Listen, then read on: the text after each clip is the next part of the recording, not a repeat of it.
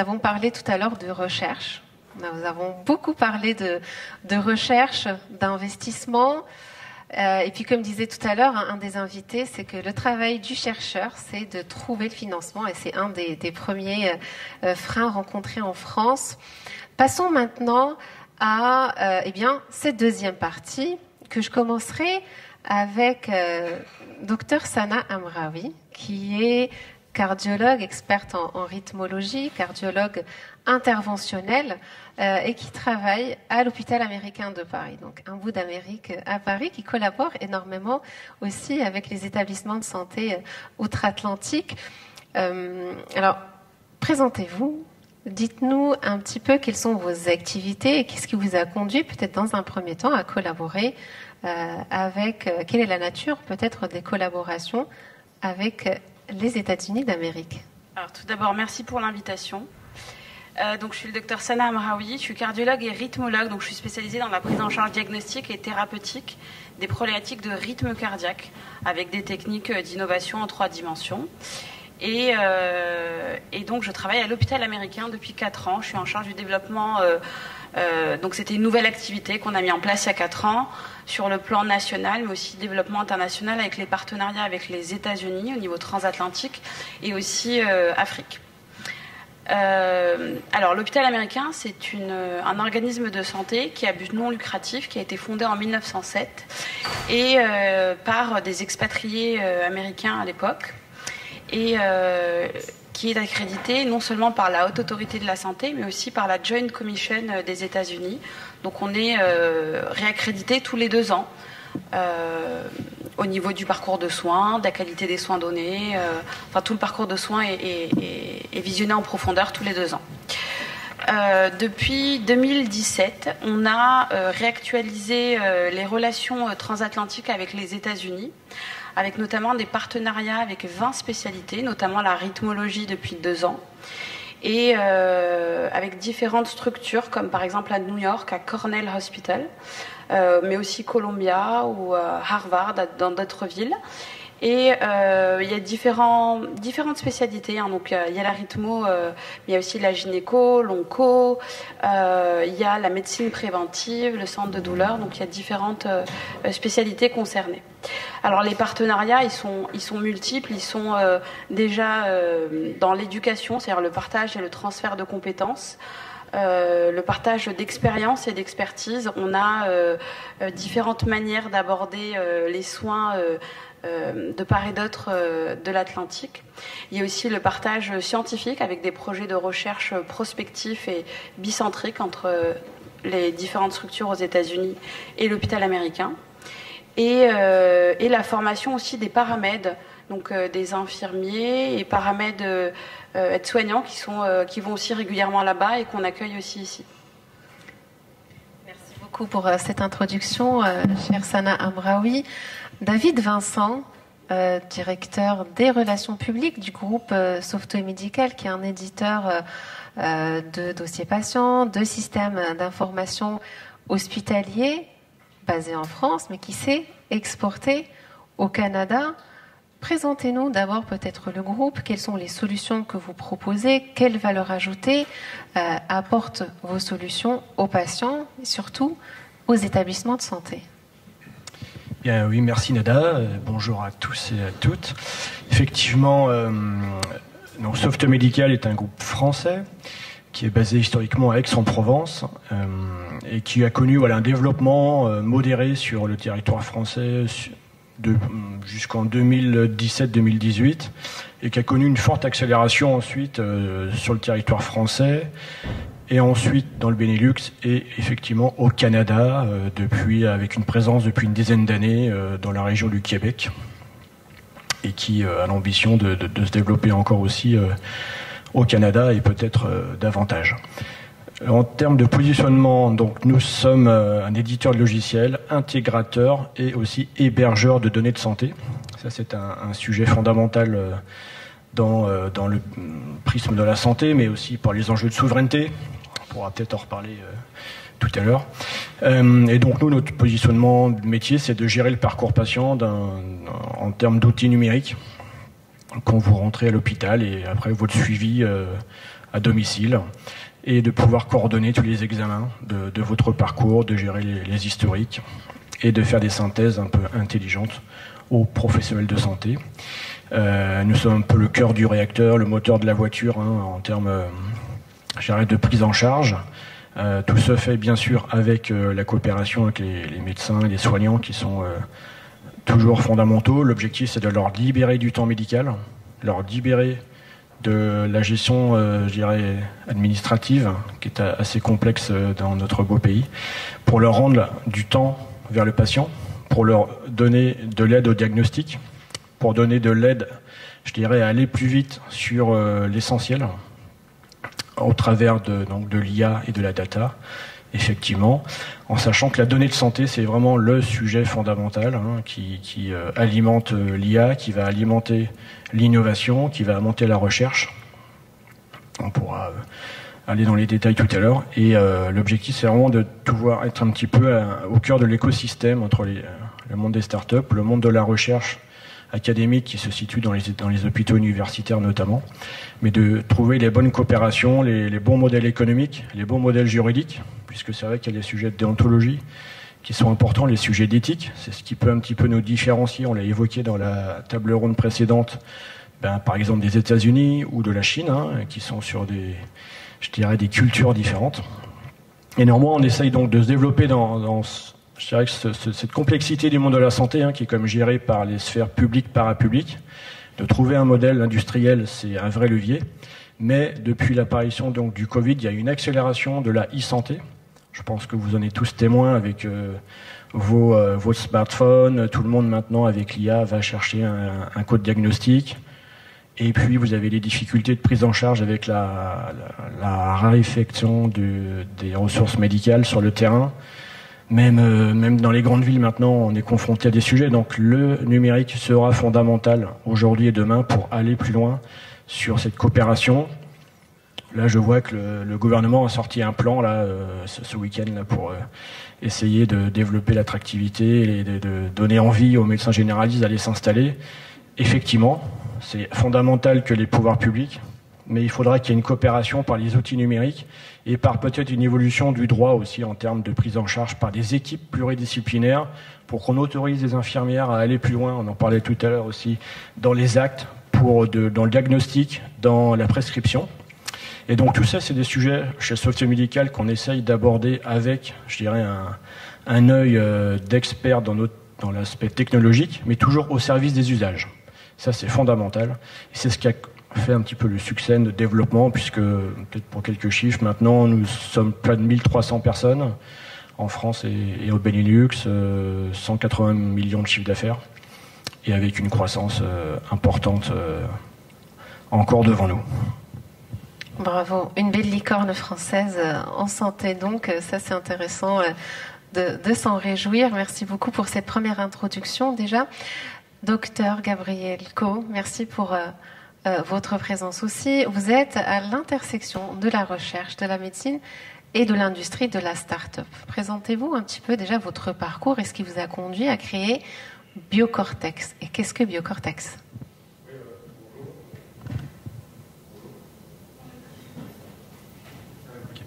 Désolé.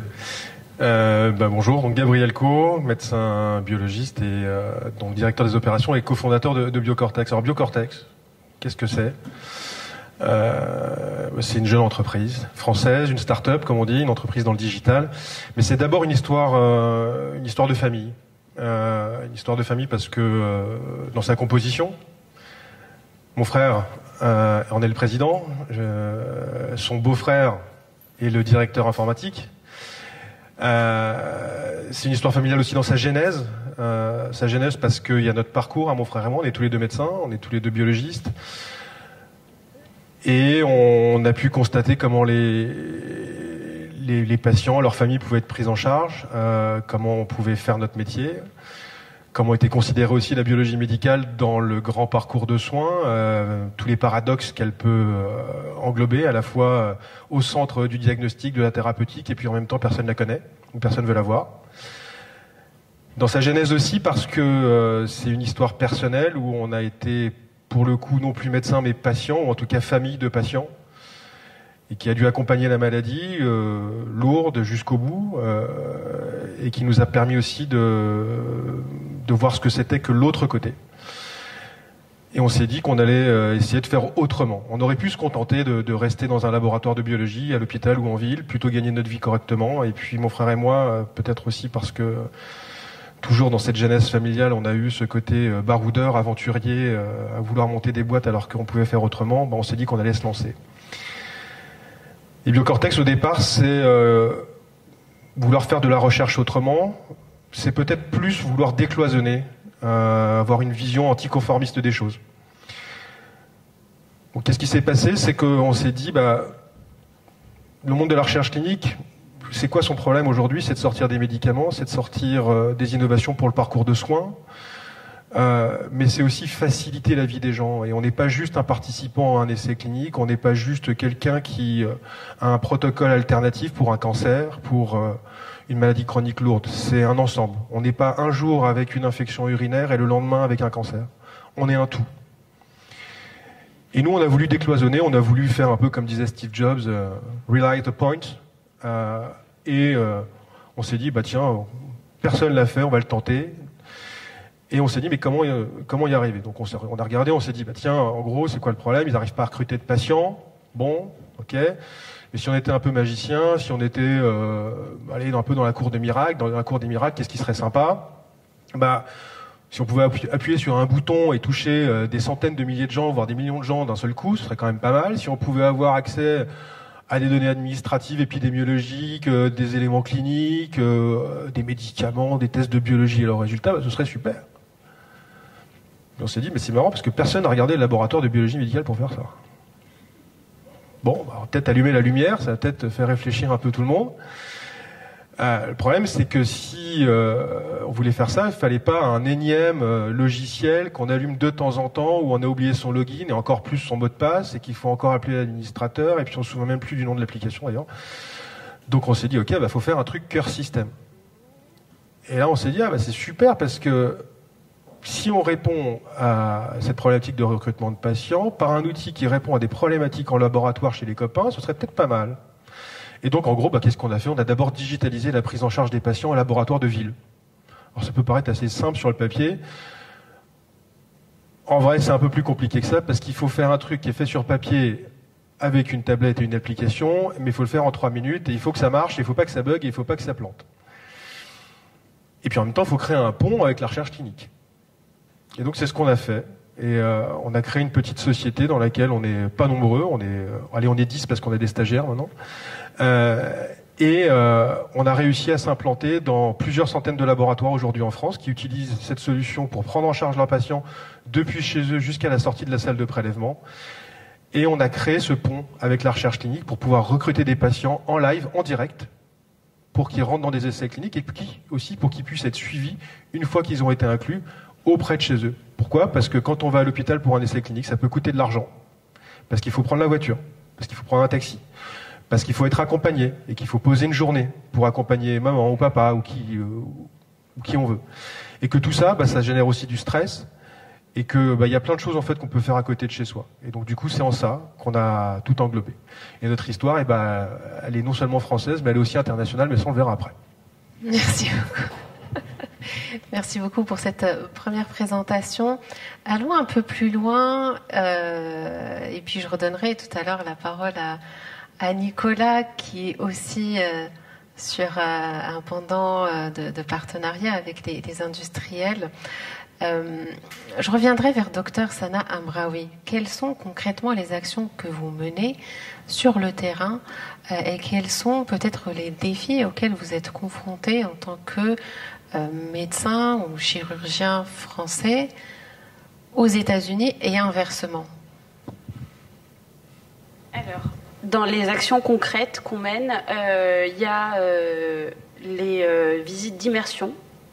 Donc c'est 1 à 2 semaines sur place Donc par exemple, moi j'étais en janvier, donc c'était 2 semaines dans le service de rythmologie, avec la participation au staff, la formation des internes, avec la présentation de cas d'intervention que j'avais fait à l'hôpital américain.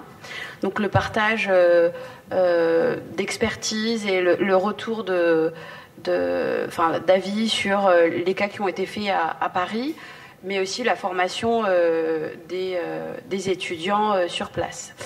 Il y a aussi l'analyse de tout le parcours de soins, et donc ça permet d'échanger avec les différents aspects, notamment l'aspect économique, l'aspect, alors j'ai oublié le mot, sustainability, le fait que nous on utilise vraiment beaucoup moins... Durabilité. Ouais, exactement.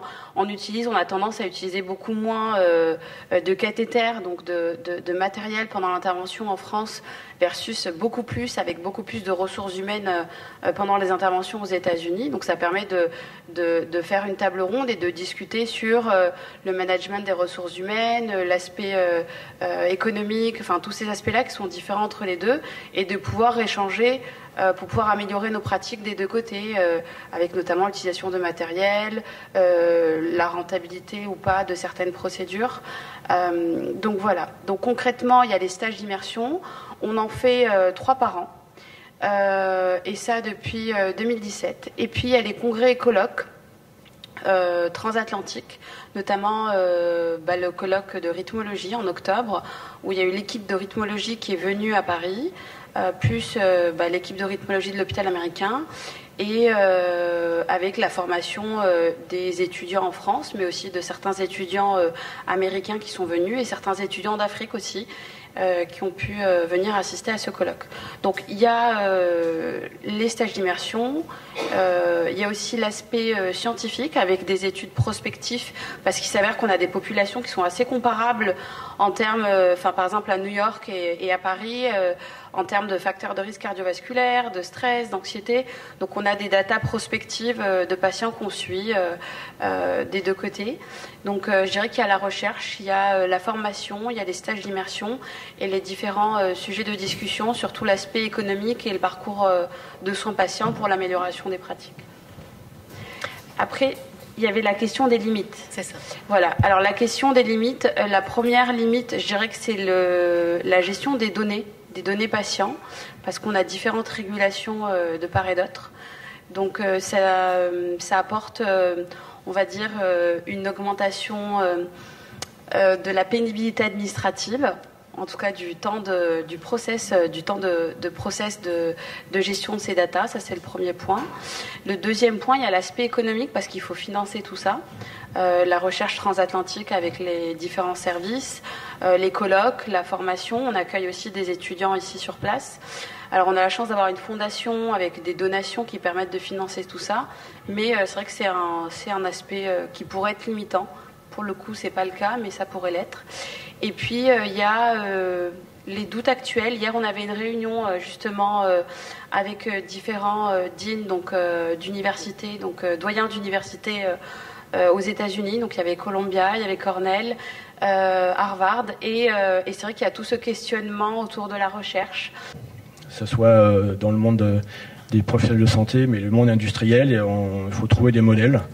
Là aussi, on doit avoir une rentabilité qui est assurée, mais peut-être avec des modèles, je dirais, qui soient équilibrés. Pourquoi ? Parce que la santé étant financée par la sécurité sociale, effectivement, il faut qu'on trouve, nous, chacun, un juste milieu, mais il faut aussi qu'on ait pouvoir de l'argent pour pouvoir investir et avoir une visibilité sur le temps long. On pourra peut-être reparler tout à l'heure de la géopolitique du moment qui complexifie tous ces sujets, mais je pense que ça vous occupe grandement et encore pour certains temps. Mais en tout cas, voilà un peu quelques différences qu'on peut noter et des points, je dirais, intéressants qu'on pourra réévoquer plus tard, si tu souhaites. Merci beaucoup, David. Je donnerai la parole à Anne pour faire le pont, justement, et peut-être rebondir sur le volet international, que ce soit en santé biologique, et refaire le lien avec Gabriel Co et leur présence aux États-Unis, et comment on se retrouve d'une start-up en biologie en France à s'exporter aux États-Unis. Là, je manquerai de neutralité parce que, pareil, Nicolas, on se connaît depuis 15 ans, Gabriel, on se connaît depuis 10 ans. Donc je vais les laisser. De toute façon, ils sont très bons tous les deux. Ils n'ont pas besoin de moi. Je vais plutôt rebondir parce que par rapport à ce que disait David Vincent, en effet, elle pourrait être toujours dans le service public depuis 15 ans. Oui, on n'a pas toujours été là au moment où il le fallait. La complexité est très lourde.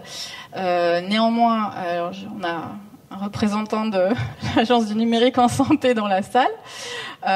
Et j'ai plutôt envie de faire le pont par rapport à ce que disait David Vincent.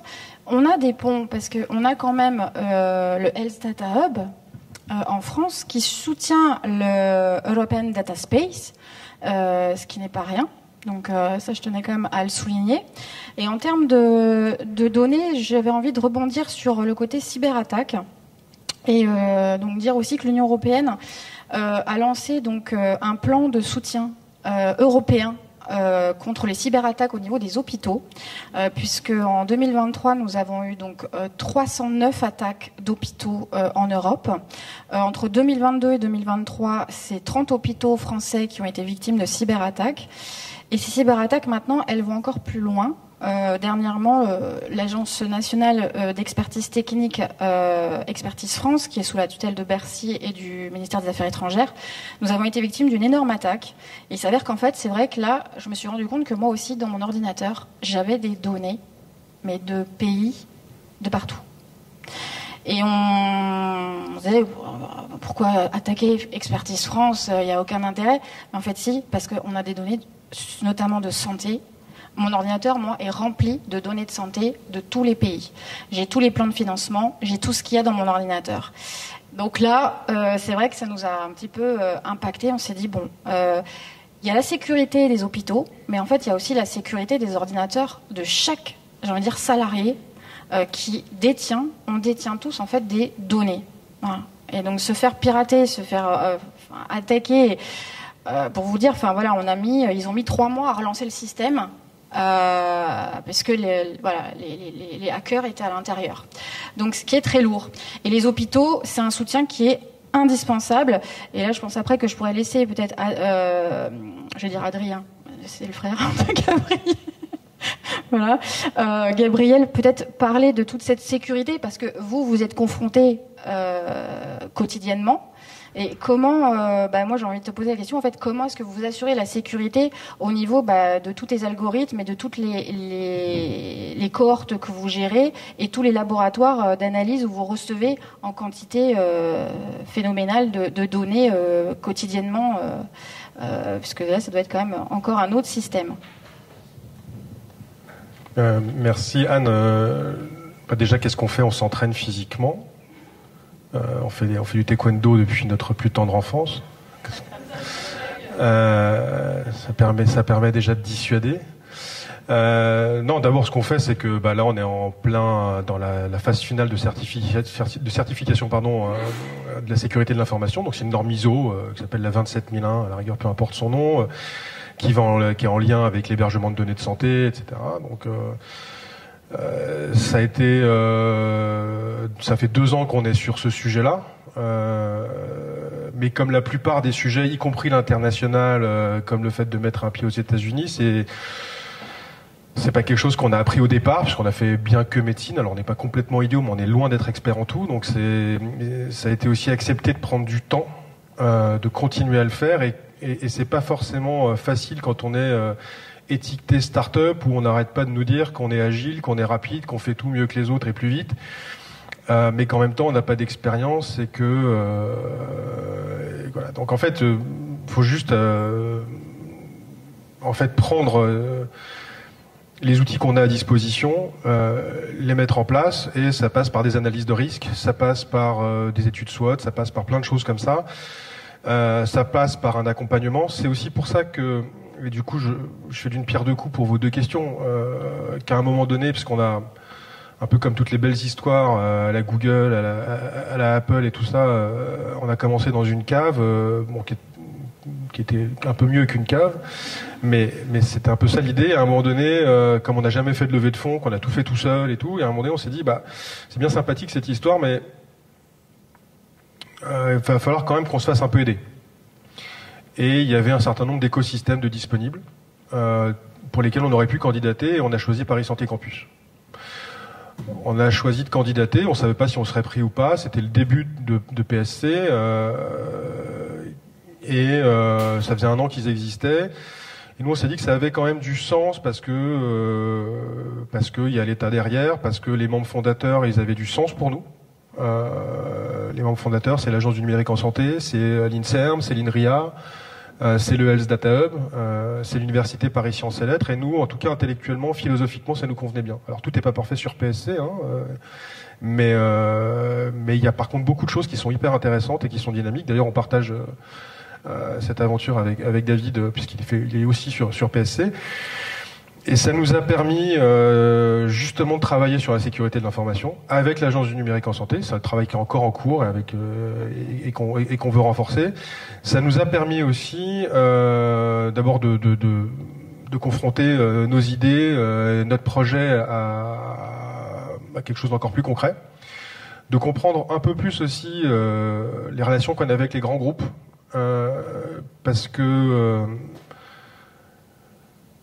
c'est pas simple. En fait, mais quelque part, ça correspond à la nature humaine. D'un côté, on veut, on dit à tous ceux qui veulent monter des boîtes, allez-y, c'est super, innovez, disruptez, faites n'importe quoi. Mais faites-le bien.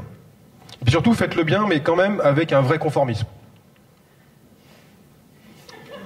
Et alors là, on leur dit, bah d'accord, mais en fait, ce que vous voulez, c'est que je fasse n'importe quoi, mais exactement comme avant. Voilà, c'est ça. Et les relations avec les grands groupes, c'est un peu ça. C'est-à-dire qu'on part, on fait plein de trucs, ah, c'est super, ouais, mais ce serait quand même bien si c'était fait par un grand groupe, non? Ok. Donc c'est un peu ça, c'est un peu du chaud-froid en permanence. Reste que c'est essentiel pour des sociétés comme nous d'être avec des grands groupes. Et les États-Unis, c'est à la fois parce qu'on avait envie d'y être, parce qu'on adore les burgers, et parce que dans ce qu'on fait, la recherche clinique, de toute manière, si vous n'êtes pas aux États-Unis, vous n'existez pas. En Europe, c'est le Big Five. C'est comme ça. Donc, de toute façon, si vous voulez exister, que vous soyez d'accord ou pas, de toute manière, il faut y aller.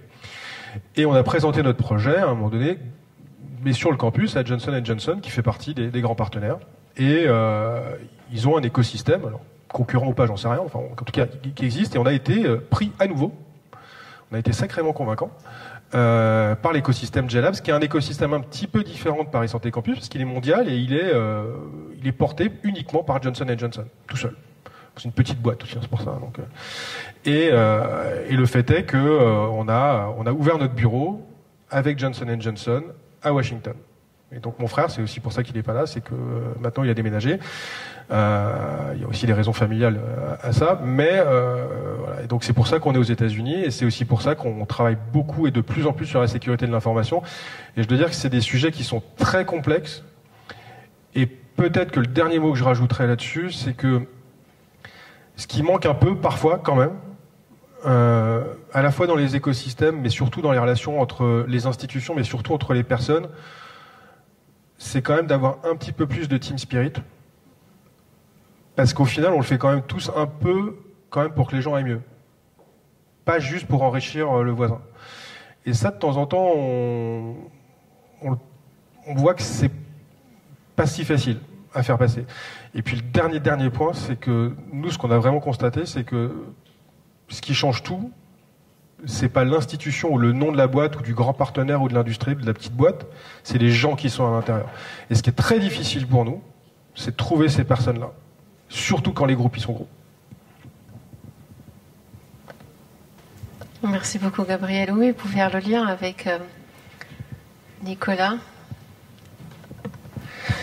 Je rebondis tout de suite, du coup ça va être difficile de passer après toi, mais je vais essayer, donc vous m'avez vu tout à l'heure, je vais essayer de changer de casquette un petit peu, parce que j'ai aussi une entreprise, une expérience entrepreneuriale qui n'est pas un succès, donc contrairement à vous deux, messieurs, ou madame aussi, peut-être, ça arrive aussi les échecs, mais ça a été quand même une riche expérience.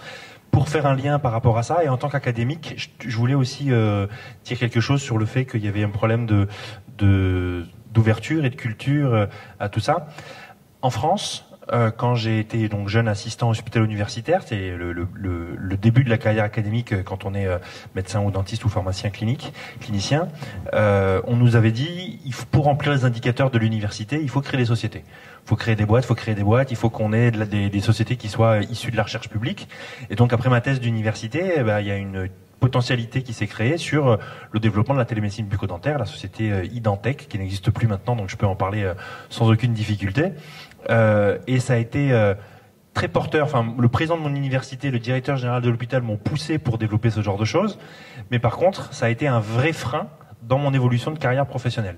C'est-à-dire que pour mes collègues et mes maîtres et pairs qui m'évaluent et qui ont dû m'évaluer pour le développement de ma carrière, pour devenir maître de conférence ou professeur d'université, eh bien au contraire, ça a été un vrai frein parce que j'avais pactisé avec le diable en tant que fonctionnaire et représentant, payé par l'État, j'avais créé une entreprise privée et donc pour beaucoup ça a été très mal vécu. Et quand j'ai rencontré la première fois les collègues de McGill dont je vous parlais tout à l'heure, eux au contraire ils m'ont dit mais viens chez nous. On te mettra la place de parking qui sera la plus proche de l'entrée, le bureau d'angle, et tu auras tout ce qu'il faut, parce que justement j'avais créé de la valeur.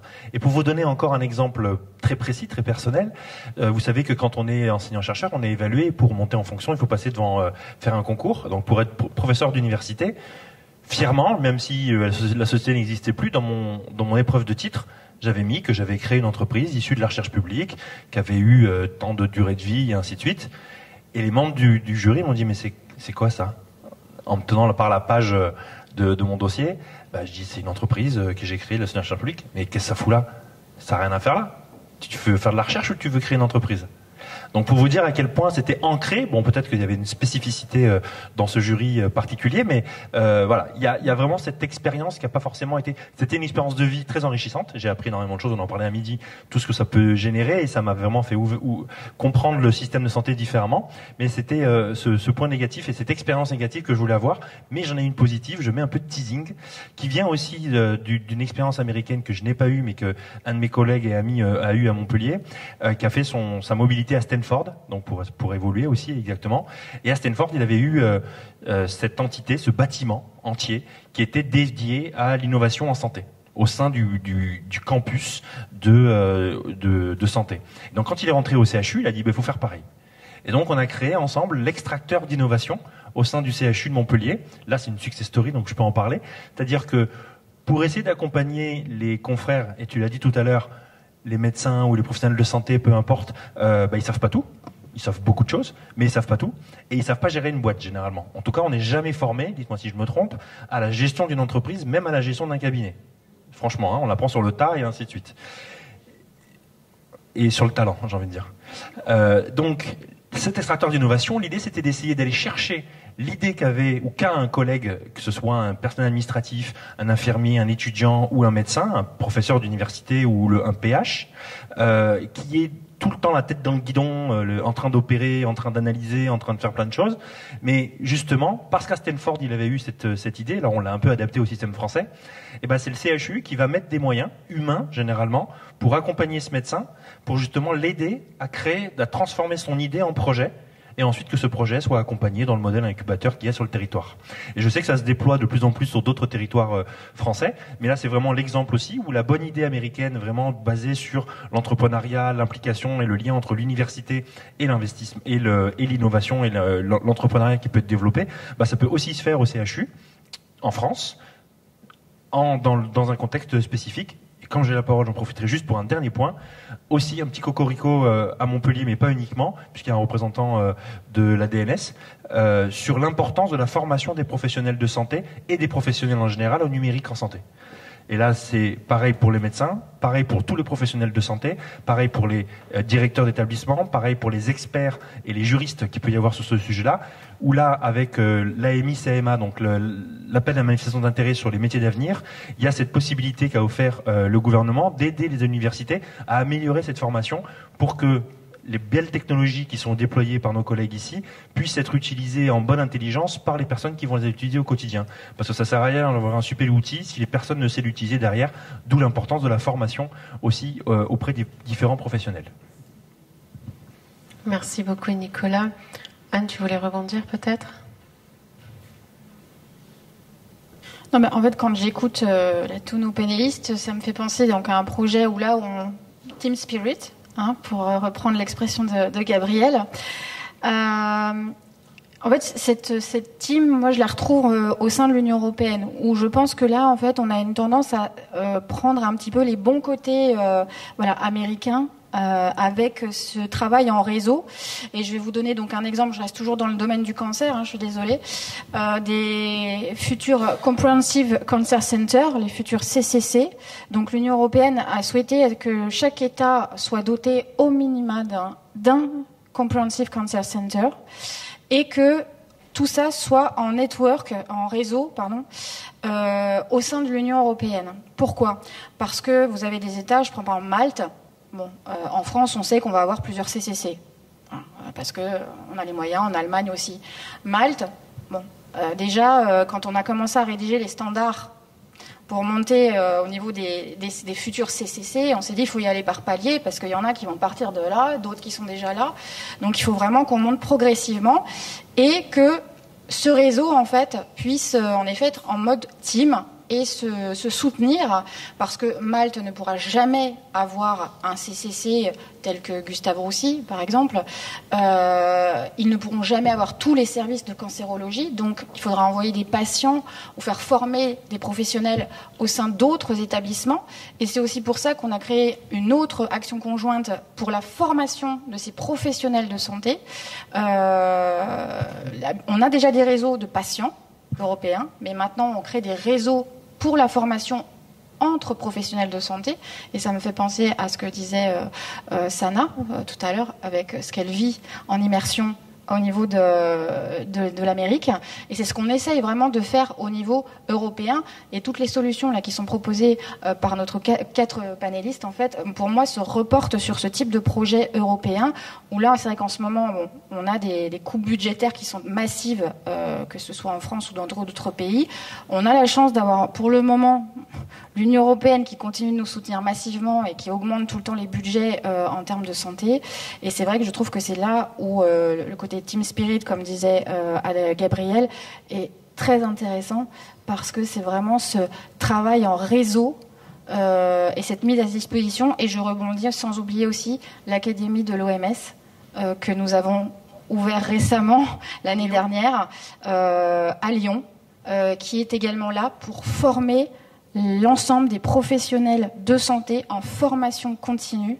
Et ça, je trouve ça aussi un outil international fabuleux pour la coopération et la transmission de compétences.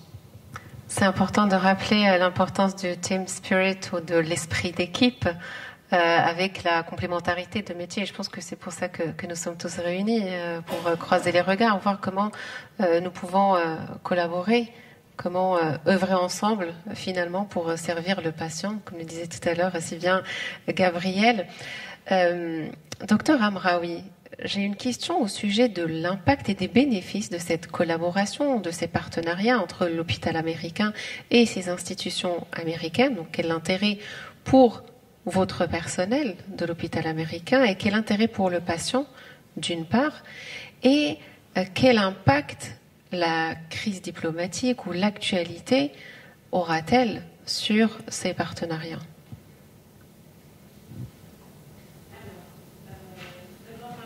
Pour le patient, c'est comme tous les partages de compétences, c'est bénéfique pour les patients.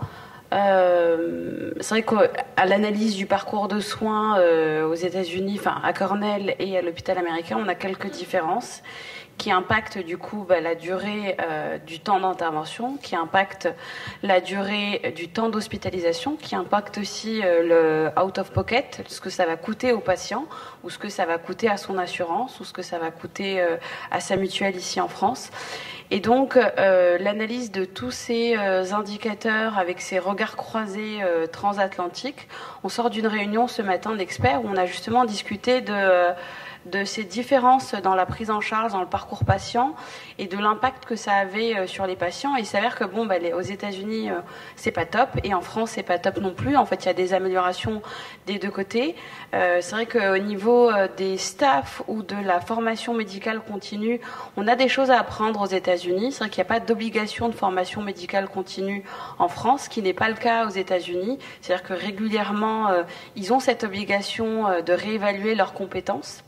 Ça, c'est par exemple un des points d'amélioration qu'on envisage d'améliorer dans nos pratiques. Et donc, par exemple, à l'hôpital américain, on a mis en place depuis quelques années cette réaccréditation tous les 2 ans. Alors, c'est quelque chose qui n'est pas établi en France, mais qui est le cas à l'hôpital américain, où tous les 2 ans, on a une obligation de prouver que on a assisté à toutes les formations médicales continues nécessaires au congrès, et qu'on a du coup amélioré nos pratiques avec un nombre de cas d'intervention par an pour pouvoir justifier de nos compétences, ce qui n'est pas le cas partout. Donc ça, c'est par exemple un exemple concret qu'on a pris de notre relation avec les États-Unis. Autre chose, c'est vraiment dans la formation des paramètres. C'est vrai qu'on a des regards assez différents. Là-bas, il y a quand même une prise en charge sur-spécialisée pour chaque tâche. C'est-à-dire qu'il y en a une qui s'occupe juste de la prise de sang, un infirmier qui va s'occuper juste de relever les constantes. Voilà, c'est différent ici à l'hôpital américain. Mais du coup, on essaie de faire un mix entre les deux. Donc, il y a l'amélioration des pratiques de part et d'autre des structures qui sont impliquées dans cette collaboration. Et alors, dans les limites futures, eh bien, là, à l'heure actuelle, on a réussi à contourner toutes les limites, mais il y a quand même ce point de crise et de doute et de questionnement par rapport à l'état actuel au niveau politique, qui est tel qu'effectivement, il y a beaucoup de questionnements sur la poursuite, en tout cas du côté scientifique et de la recherche transatlantique. Pour l'instant, tout est gelé à l'heure actuelle depuis l'annonce. Donc, il y a quand même ce point de questionnement important qui aura forcément un impact. Donc, merci. Merci beaucoup, Dr Amraoui. David Vincent, quelles sont alors les perspectives, les projets de sauvetage médical outre-Atlantique, que ce soit au Canada, peut-être sur d'autres régions ou d'autres zones que celles déjà conquises, et peut-être ailleurs sur le continent américain, avant de passer aussi aux limites et à l'impact de cette crise géopolitique que nous vivons depuis quelques semaines. Bah, effectivement, on a l'ambition aussi d'exporter le savoir-faire français dans les pays européens développés. Je dis développés, pourquoi ? Parce pour pouvoir vendre un certain service numérique, il faut en face avoir une maturité, avoir des compétences pour la maintenance, pour l'évolution. Donc on a essayé aussi d'aller dans d'autres contrées plus loin, et c'est compliqué. Il faut s'adapter aux réglementations locales, à la prise en charge médicale qui est toujours différente, et ça nécessite beaucoup d'investissement. Donc plutôt l'avenir de Sauvetage Médical qui se porte bien en France, qui est sur une belle croissance, pour ambition donc Benelux et les pays autour de la France. Et puis on avait déjà mis un pied au Québec il y a 7 à 8 ans, et l'ambition c'est d'aller plus loin. C'est d'aller plus loin sur le Canada, donc d'aller de l'Est vers l'Ouest, et peut-être pour un jour, pourquoi pas viser le sol des États-Unis, et peut-être pas sur les grosses structures hospitalières, puisque là on a quand même des mastodontes face à nous, de concurrents qui sont au moins 20 fois plus gros que nous, qui ont l'opportunité aussi de choisir leurs clients. C'est extrêmement rare, mais ça veut dire que eux, c'est un peu le côté très marketeur de jouer dessus, et qui imposent leurs normes de qualité, qui imposent leurs normes d'avoir 100 personnes, par exemple, sur un hôpital dédié à leur projet pendant 3 ans. Ce qui, en France, ferait tomber la plupart de chaque directeur de sa chaise. Et avec ça, bizarrement, ils arrivent à faire des déploiements intéressants, à avoir une maturité dans l'usage numérique qui est beaucoup plus développée que nous, et d'aller plus loin dans le paramétrage. Et finalement, on s'aperçoit que si on y met un minimum de moyens, on est mieux satisfait. Donc ça nous interroge aussi sur notre façon de faire, de travailler nos success clients, en France et de réfléchir aussi sur le fait, on parlait de la formation. Ils ont aussi des données intéressantes, c'est que si vous demandez, en fait, vous envoyez à peu près, je crois que c'est 20 personnes minimum par an en formation, ils vous font 10% de remise sur leur service de maintenance logicielle, ce qui est énorme, hein. Ce qui fait que vous avez toujours en fait, des personnes qui sont formées au plus haut niveau et qui vont être les relais en interne. Et ça, c'est quelque chose forcément qui nous interpelle et qu'il faut valoriser.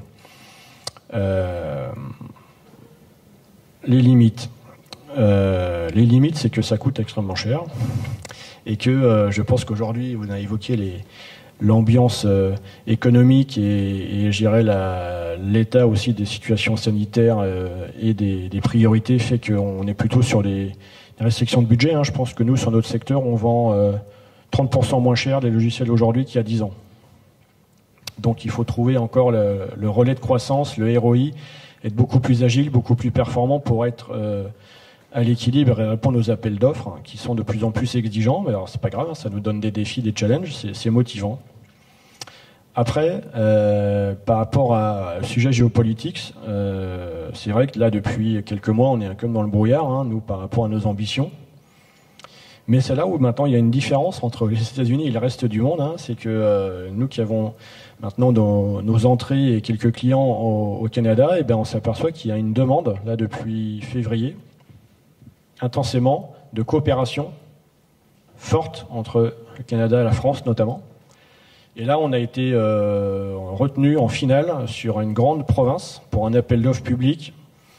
Et je pense qu'il y a un an, on n'aurait pas été choisi en finale.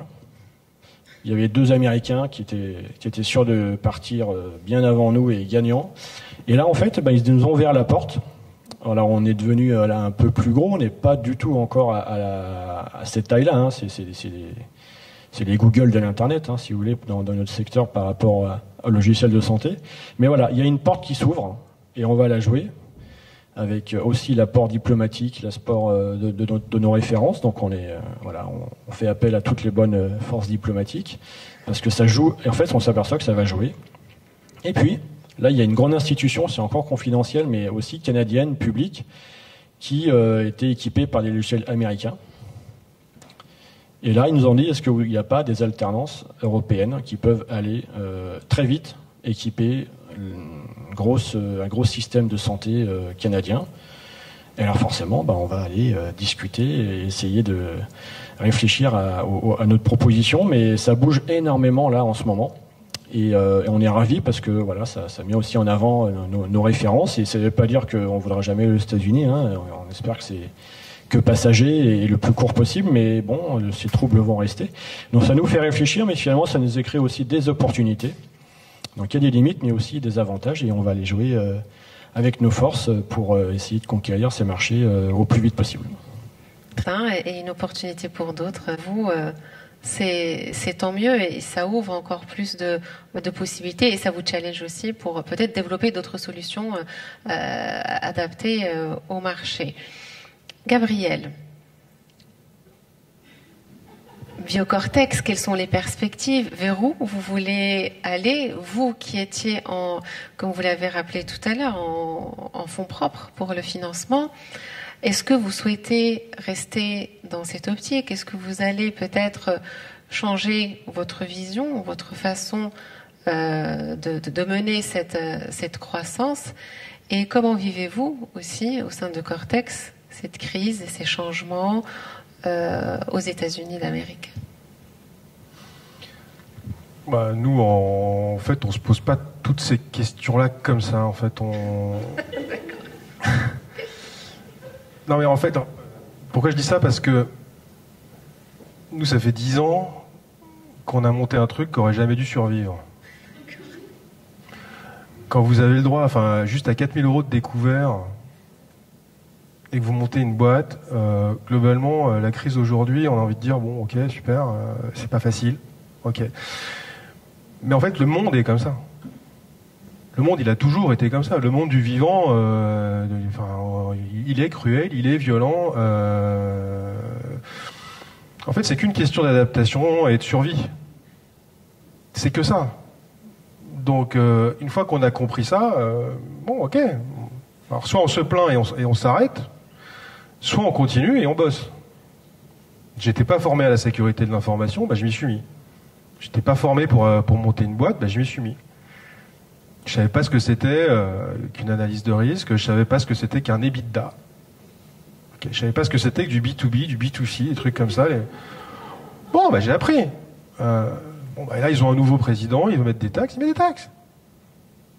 Moi, par contre, j'ai un projet, je veux le mener à bien, je veux aller au bout. Et je sais pourquoi je veux le faire. Ça, par contre, je sais pourquoi je veux le faire. Je veux le faire avec mon frère, c'est-à-dire quelqu'un avec qui j'ai une confiance extraordinaire. Je veux le faire avec le reste de l'équipe avec qui on a une confiance extraordinaire aussi. Et l'ambition, oui, c'est d'être aux États-Unis, mais c'est aussi d'être en Asie, c'est aussi d'être partout, et c'est aussi de convaincre, et c'est aussi de challenger, de se faire critiquer positivement, négativement. Donc, là-dedans, il y a des obstacles. Il faut juste les franchir. Et si on les franchit pas, la boîte, elle est finie. Puis c'est comme ça. Puis on recommencera, on fera autre chose. Mais j'ai pas envie de m'interdire. Après, sur le fond, est-ce que... On nous pose souvent la question, nous, il y a 10 ans, ou en tout cas au départ, on nous disait, mais vous êtes dingue, il faut faire des levées de fonds, il faut faire un pré-seed, un seed, série A, puis alors après, il y a tout l'alphabet, B c'est pour belette, C c'est pour chameau, j'en sais rien. Oui, ok, je sais pas, peut-être. Moi, je n'ai pas fait comme ça. Puis aujourd'hui, tout le monde nous dit, vous avez eu raison de pas le faire. Ah bon, je sais pas, il y a 5 ans, on me disait qu'il fallait faire les lettres de l'alphabet. Donc on voit que ça change. En fait, la question de est-ce qu'on va s'adosser ou pas à d'autres personnes, elle se fait en fonction de ce qui se passe dans la vie. Si on n'a pas le choix, ou si on trouve l'amour, je sais pas. C'est aussi ça. C'est-à-dire que, en fait, quand on ouvre son capital, on le fait soit parce qu'on n'a pas le choix, parce qu'on n'a pas les sous et qu'on n'a pas trouvé d'autres moyens de le faire. Soit en fait on fait autrement, mais c'est-à-dire qu'en fait à un moment donné, si nous on a une opportunité de le faire, si on trouve une équipe d'Avengers suffisamment barrée pour rejoindre notre truc, super. Mais en tout cas, ce qui est sûr, c'est que les choix ils sont pas anodins. C'est-à-dire que nous on mesure à chaque fois, parfois on se trompe, que quel que soit ce qu'on fait, faut assumer la décision qu'on prend, et que 2, il y a un prix à payer, et que l'argent ne tombe pas du ciel, surtout quand il vient d'un fonds d'investissement. Mais pour autant, il y a des gens très bien qui travaillent en fond, il y a des institutions qui sont super, et en fait l'idée c'est de trouver le bon moment, le bon endroit, la bonne personne, la bonne institution pour réaliser ce qu'on a à faire. Voilà. Et le bon modèle de financement qui est adapté aussi à la culture et à l'identité de l'entreprise. En fait, effectivement, là-dessus, ce qu'on constate, c'est peut-être ça, peut-être qui fera évoluer le modèle. Aujourd'hui, on a une boîte qui est saine, une boîte un peu à la papa, d'une certaine manière. C'est une boîte qui est rentable, qui paye ses salariés, qui paye son loyer. Ok, bon. Maintenant, quand on arrive sur un pays comme les États-Unis, c'est pas parce que vous êtes sympathique, que vous faites 2-3 blagues et que vous avez une boîte qui ressemble à quelque chose que ça y est, vous êtes accueilli avec les bras ouverts. Il y a une question de crédibilité, il y a une question de compliance, il y a une question de rassurer les actionnaires, de rassurer ses clients, de rassurer son marché. Et si ça doit passer par autre chose, on le fera. C'est ça. L'adaptation dont vous avez parlé tout à l'heure, et c'est ce qui a permis à certains êtres vivants de persévérer depuis nos aïeuls et nos ancêtres. Merci beaucoup pour toutes ces précisions et ces enseignements extrêmement intéressants et inspirants. Ouvrons un petit peu le débat avec la salle. Prenons quelques questions, peut-être avant de conclure et avant de passer au cocktail. Oui, monsieur ? Allez-y, présentez-vous et posez votre question. Laurent Ferté, je suis un conseiller en investissement financier et je m'interrogeais de savoir l'approche data aux États-Unis par rapport à l'Europe. L'Europe, ça appartient aux clients, aux patients, je veux dire. Comment ça se passe aux États-Unis et les échanges transatlantiques, par exemple dans votre cas? À tous, la question est pour tous.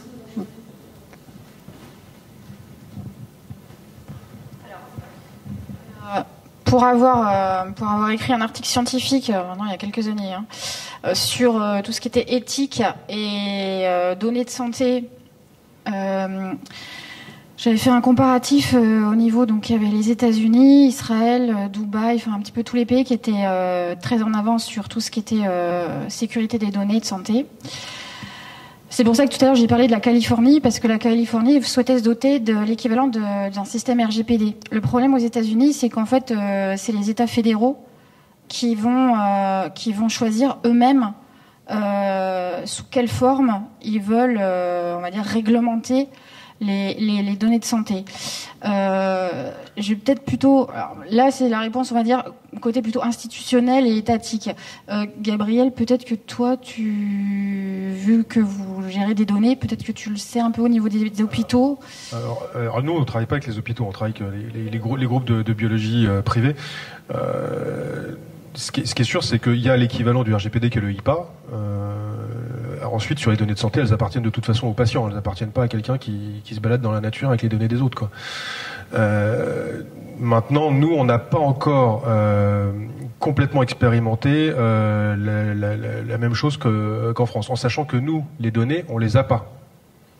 En fait, nous, on est un intermédiaire pour aider à collecter, à structurer et à classifier les informations.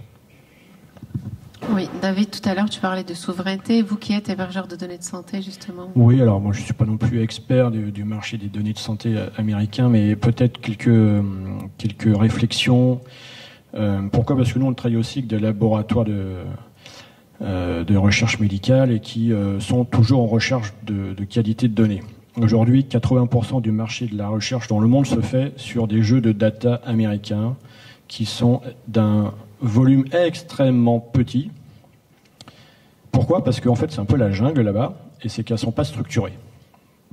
Donc, celui qui restera le premier à faire la médiation de toutes ces données qui sont, je dirais, éparpillées, va rafler la mise.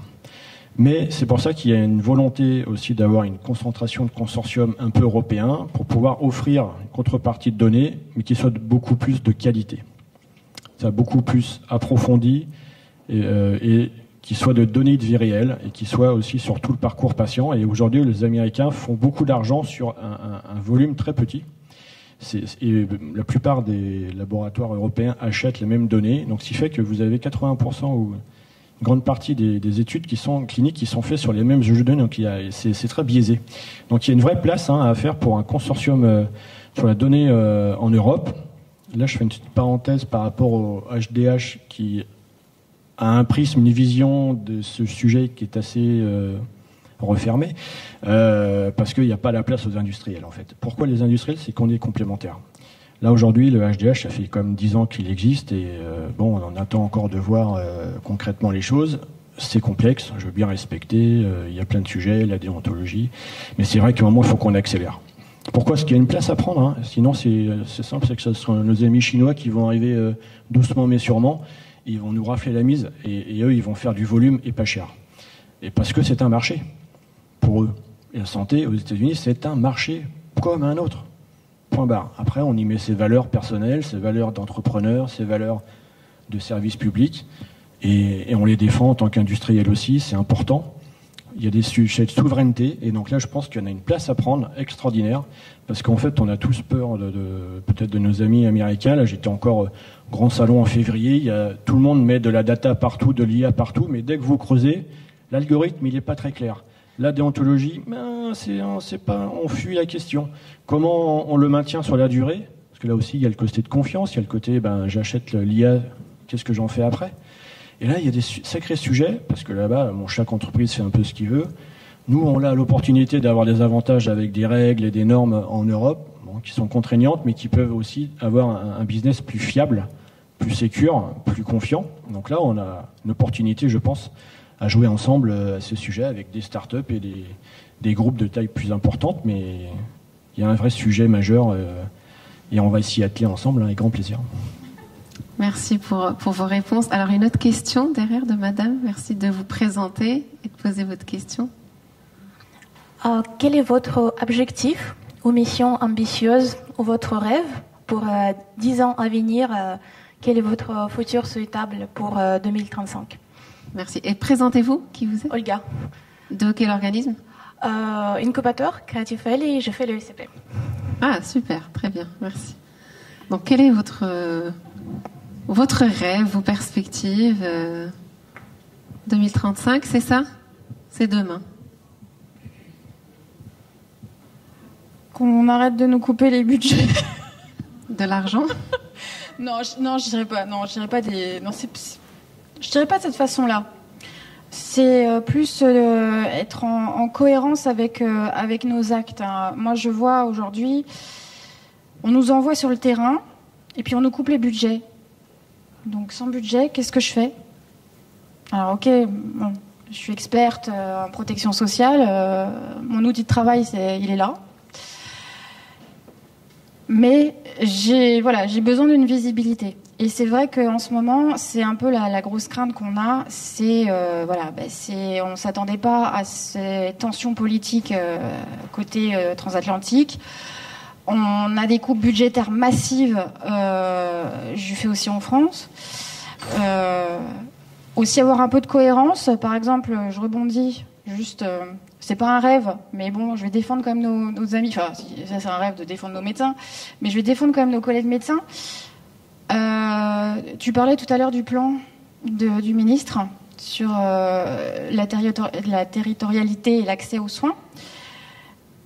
Nous avons fait une étude au Sénat en 2011, quand j'y travaillais. On avait fait un rapport entre le Canada et l'Allemagne sur la coercition des médecins. La coercition, ça ne fonctionne pas. Voilà. Nos amis canadiens ont été très clairs, nos amis allemands ont été très clairs, ils l'ont mise en œuvre, ça a été un fiasco total.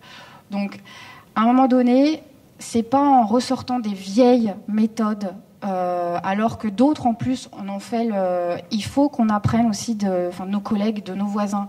Quand nos voisins nous écoutent, ça franchement, pour avoir des systèmes quasiment identiques, hein, je parle pas sur des pays comme tout à l'heure, je vous disais, là il faut savoir s'adapter.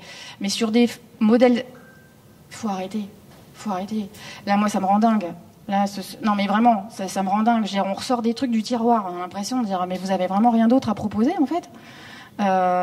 Ça, ce serait un rêve, un peu plus de logique, un peu plus de pragmatisme et de simplification. Et pour nous, qui sommes pourtant contractuels ou fonctionnaires de l'État, et aussi pour nos collègues qui sont sur le terrain en tant que médecins, en tant que professionnels de santé, en tant qu'industriels, en tant que start-upers. Il faut du pragmatisme et de la simplification. Ça, ce serait mon rêve. Ce seraient ces deux termes. Merci Anne. David? On va tous donner sa petite liste au Père Noël. Alors, écoute, moi, je vais être bref. Non, mais je partage aussi en tant que citoyen, en tant qu'acteur du monde de la santé. Peut-être deux choses, hein, c'est rebondir, c'est de faire émerger un ou deux acteurs européens qui soient viables et pesants dans la donnée de santé. Ça, c'est quelque chose, parce que c'est le cœur du réacteur, je l'ai évoqué tout à l'heure. Ça va alimenter l'IA, ça va alimenter l'innovation. C'est fondamental. Donc, si on pouvait, moi, modestement, contribuer à cette ambition, j'en serais le premier avis. Et ensuite, deuxièmement, l'objectif, c'est que nous, hein, on se lève le matin, en tant qu'éditeur de logiciels, c'est pour que les logiciels soient le plus adaptés aux usages du terrain, c'est-à-dire qu'on aide à rendre plus agréable, plus, je dirais, qualitatif le métier de médecin, le métier d'infirmière, le métier de pharmacien, parce qu'aujourd'hui, c'est des métiers en tension qui sont compliqués. Les déserts médicaux, c'est aussi une conséquence de toute cette ambiance, et de rendre de l'attractivité à ces métiers qui sont fondamentaux. C'est des métiers qui vont pas s'exporter en Chine ou en Afrique, hein, on en a tous besoin, et donc il faut qu'on crée cet écosystème pour redonner de l'appétence à nos jeunes qui aillent dans ces métiers, et si le numérique peut les conforter, les rassurer et, je dirais, upgrader la qualité de leur service, on sera les premiers ravis. Et on peut contribuer tous les jours, mais encore plus demain, avec un petit peu de moyens en plus, on fera des belles choses. Merci David. Sana? Merci. Alors, il y a deux projets à moyen terme, et donc mon rêve, ce serait que ça se concrétise assez rapidement. Alors, le premier, c'est un projet de co-consultation avec certaines spécialités, notamment la rythmologie, avec un médecin de Cornell et médecin à l'hôpital américain. Donc là, ce sera moi. Et pour les patients qui souhaitent soit un second avis médical, soit un premier avis médical dans des pays où il n'y a pas d'accessibilité à des avis médicaux pour certaines spécialités complexes, et notamment en Afrique. Alors c'est un projet qui est en train de se concrétiser. Il y a tout l'aspect gestion des données et aspect médico-légal qui prend la responsabilité par rapport aux conclusions sur la prise en charge. Donc ça, c'est un premier point. Et deuxième point, c'est exporter, on a commencé, mais exporter ce modèle de collaboration transatlantique qui fonctionne, hein, puisqu'on a des congrès, des colloques, des immersions, la formation, tout ça, et donc l'exporter dans des pays francophones d'Afrique avec lesquels on a des relations, notamment en Côte d'Ivoire, à Abidjan, puisqu'il y a une antenne qui va s'ouvrir en juillet, et on a pour projet du coup d'exporter ce modèle là-bas avec les États-Unis, et donc de faire un trio France, Côte d'Ivoire, US, et pour un congrès sur place là-bas, la formation des ressources humaines aussi, la science avec des datas prospectives sur place, puisqu'on n'en a pas en Afrique, notamment en rythmologie. Donc ça, c'est des projets concrets, et du coup, j'aimerais que ça se fasse assez rapidement. Normalement, l'horizon, c'est 2026. Voilà. Merci beaucoup, Sana. Donc, c'est prolonger les partenariats du Nord vers le Sud Atlantique. Merci. Gabriel ? Ouais, moi, ce sera peut-être un peu moins précis. Non, mais comme diraient mes anciens camarades du quartier où j'ai grandi, c'est juste de kiffer. Hein. Enfin, il y a un peu de ça quand même, c'est-à-dire, il y a un rêve de cocktail, de chaises longues, et de prendre un peu de plaisir quand même. En réalité, c'est quoi ? C'est de continuer à faire ce que je fais, de le faire avec les personnes avec qui je le fais aujourd'hui, et puis aussi quand même, il y a un truc, je peux vous le dire, c'est de participer au championnat du monde de tennis des plus de 55 ans, mais ça, ce sera anecdotique. Et de taekwondo aussi. Non, c'est bon, c'est fini. Et moi, je vais prendre peut-être un peu de moins vacancier, moins festif peut-être.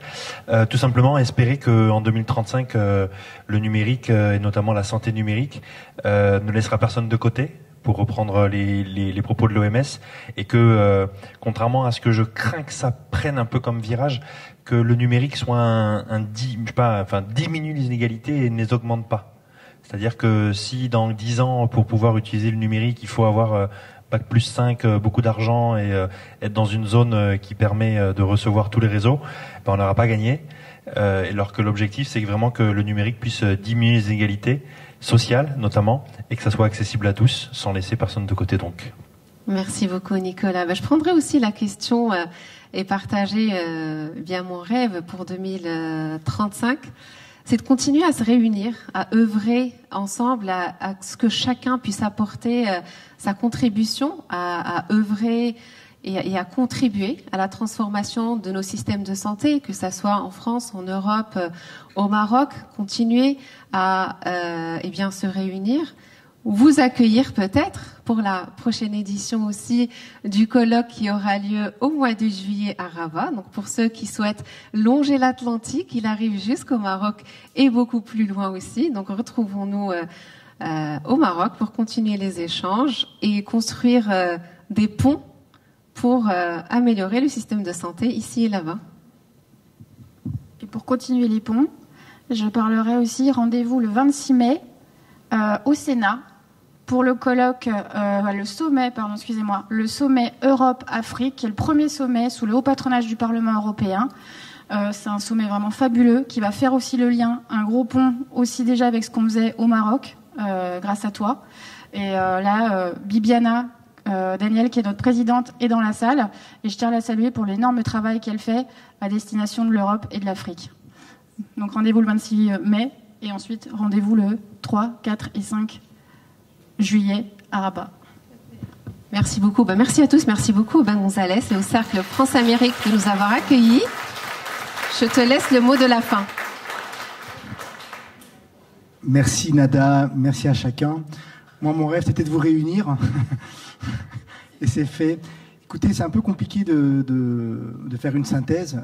Sinon, pour dire qu'en tant que béotien, moi, ce qui m'a rassuré, au-delà de vos compétences, et ça serait un compliment un peu facile de vous le faire, mais je crois que c'est sincère, c'est de dire aussi qu'à cette intersection entre la santé et l'innovation, finalement, ce dont vous avez le plus parlé, c'est de l'humain. dans les écosystèmes que vous construisez, dans les partenariats, dans les investissements, dans les relations bilatérales avec le Canada ou avec les États-Unis. Vous mettez en permanence les gens avec qui vous travaillez au cœur de vos succès, et c'est donc une forme aussi pour nous d'apprentissage. Aussi, ce que j'ai apprécié dans ce que j'ai entendu, c'est que vous voulez construire une vision. Donc vous partez du principe qu'on peut améliorer l'existant, plus de reconnaissance, un meilleur État, une autre Union européenne qui continue de financer des nouveaux axes, et en assumant aussi le fait qu'on peut regarder ce qui s'est passé, ce qui se passe ailleurs, mais c'est déjà pas mal, et on peut faire mieux. Donc on compte sur vous pour construire ce modèle de santé avec les entreprises, avec les États. J'ajouterai un dernier mot pour en effet confirmer qu'il y a cette deuxième session au Maroc très bientôt, qu'il y en a d'autres sur l'Afrique et Paris et l'Europe. Et nous, on est fans ici de tous ces échanges. On ne se limite pas au continent américain.